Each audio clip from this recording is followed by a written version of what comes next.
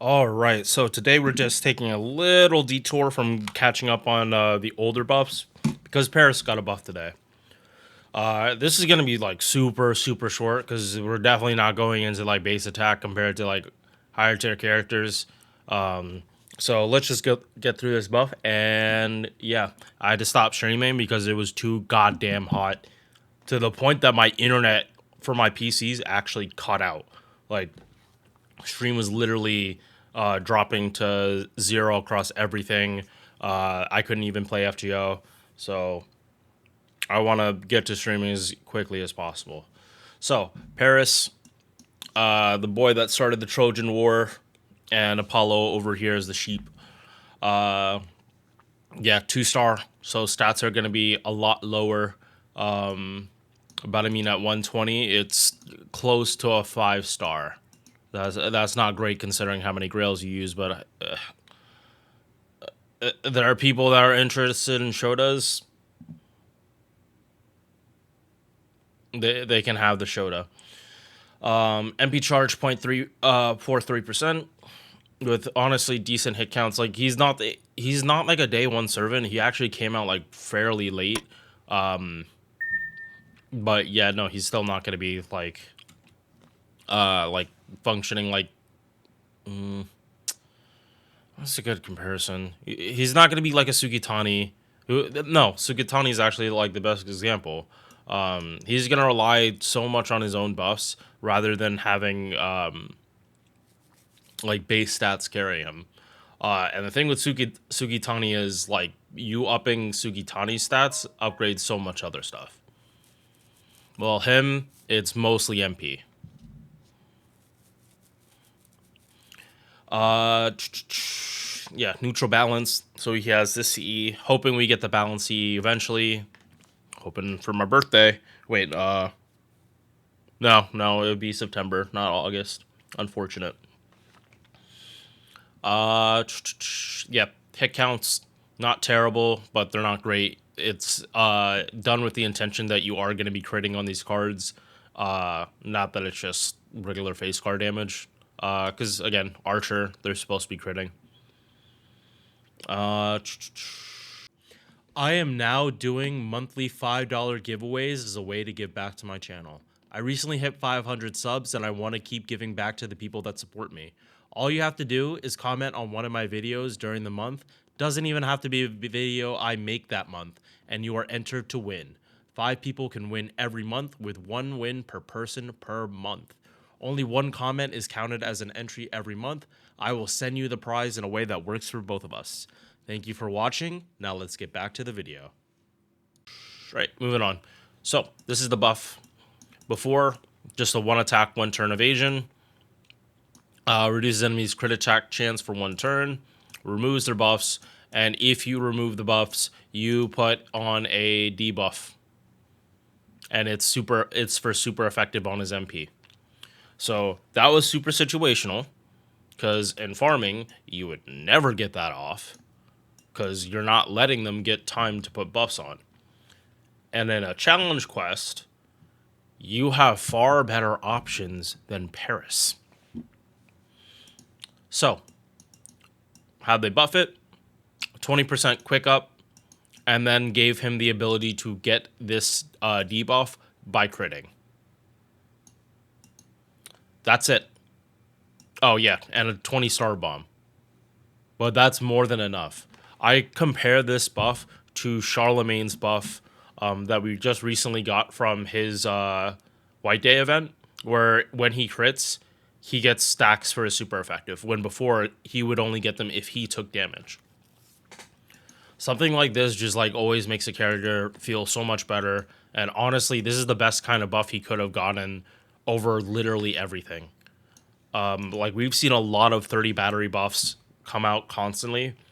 I would take this buff over one of those buffs any day of the week, because at the current point, we have so much charge that charge isn't an issue anymore. You have buster farmers, you have 30% chargers that are able to black rail loop now.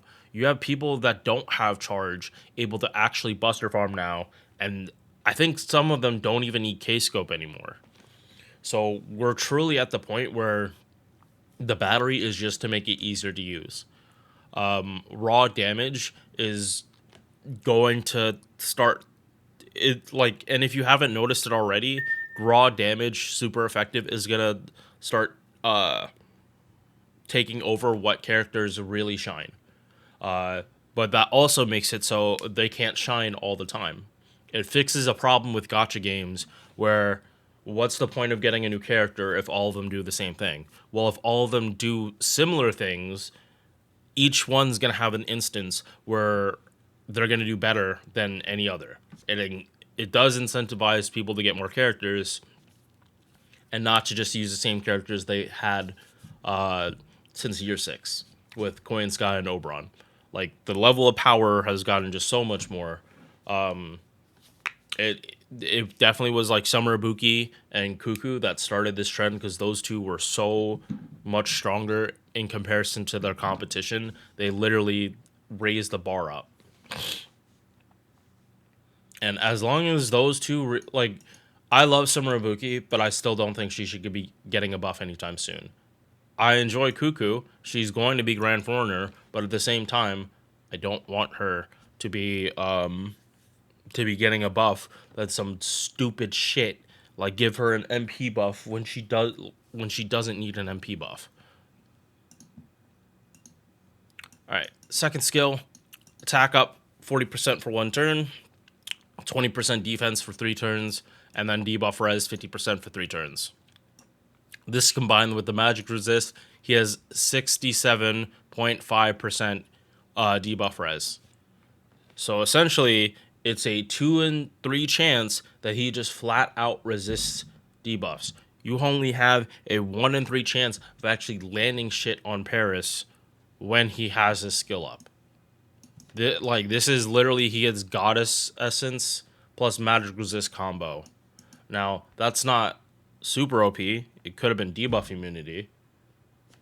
But debuff immunity, like, usually has a restriction of, like, how many times you can do it. Like, a turn or 1 time, 3 turns. This is just natural resistance. It could be better or it could be worse.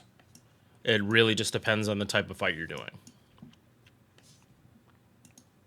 Third skill, 20% battery and a 2k heal.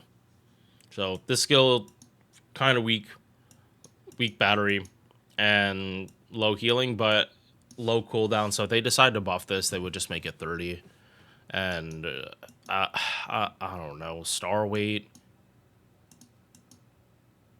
Yeah, no, I would give him star weight on this skill. And then, boom, this skill gets so much better. So last one of his passives, 12% crit damage. He's a 2-star, so you're going to be able to get all of these. He also has very low cooldowns. 5, 5, 5. Yeah, no, extremely low cooldowns. So a pen 5, if you do any kind of cooldown reduction, you're not even going to need that much. Like, I'll be honest, like, you can actually get away with doing, like, double Scotty and then a Vich, and then, like, you could be double stacking. But here's the thing about trying to double stack with him. You really wouldn't want it. Because double stacking his skills, it's like, this is 1 turn, and then you're only really double stacking the quick buff. Because from what I remember, this having multiple of this doesn't increase your damage. But could be wrong. Let's see it here. Yeah, no, it's just to activate the super effective. So double stacking this doesn't really do anything. What you would want to do is just have a cooldown as low as possible so you can have 100% uptime on this. You wouldn't want 5 turns of this lasting with 2 of the turns being like 20%. You would just want 6 turns, or sorry, 40%. You would just want 6 turns of all this. And yeah, again, because this is only a 1-turn buff, like double stacking it doesn't really do anything for your damage. Like double stacking quick, what's that gonna do? You should already be using Scotties. Yeah. Yeah. And in addition, going back to using like Vitch, honestly, I think Erd would be better now because she has that cooldown and he has double arts. I think Erd would just be better.